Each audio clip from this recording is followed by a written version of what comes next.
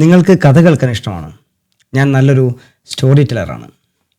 എൻ്റെ കഥ കേൾക്കാതിരിക്കുകയോ കഥയുടെ പകുതി വെച്ച് പോവുകയോ ചെയ്താൽ കഥയുടെ ഉദ്ദേശം മനസ്സിലാവില്ല. കാരണം എൻ്റെ കഥയിൽ അല്പം കാര്യമുണ്ട്. ഒബ്ജക്റ്റ് ഓറിയൻറ്റഡ് പ്രോഗ്രാമിംഗ് കോൺസെപ്റ്റ്സ് പഠിപ്പിക്കാൻ കഥ പറയലാണ് നല്ലതെന്ന് ഞാൻ വിശ്വസിക്കുന്നു. അതുകൊണ്ട് കഥയിലൂടെ നമുക്ക് ഈ ഒരു മൊഡ്യൂൾ തീർക്കാം. Objects in the mirror R closer than the appear. നിങ്ങൾ കണ്ണാടിയിൽ കാണുന്നതിലും എത്രയോ അടുത്താണ് വസ്തുക്കൾ. ഈ ഒരു സ്റ്റേറ്റ്മെൻറ്റ് എഴുതാൻ ഓബ്ജക്റ്റ് എന്ന വാക്ക് ഉപയോഗിച്ചത് തന്നെയാണ് ഇതിലെ ഇമ്പോർട്ടൻറ്റ് ഫീച്ചർ.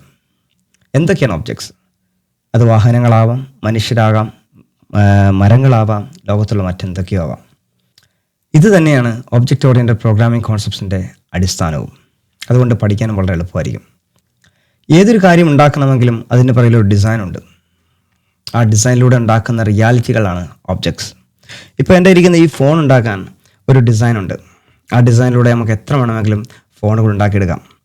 ഈ ഒരു ഫോണിൽ നമ്മളുടെ ഡേറ്റയും ബിഹേവിയറും അല്ലെങ്കിൽ ഫീച്ചേഴ്സും ഇൻബിൽറ്റ് ആണ്. ഡേറ്റയെ നമ്മൾ സ്റ്റേറ്റ് എന്ന് വിളിക്കുന്നു.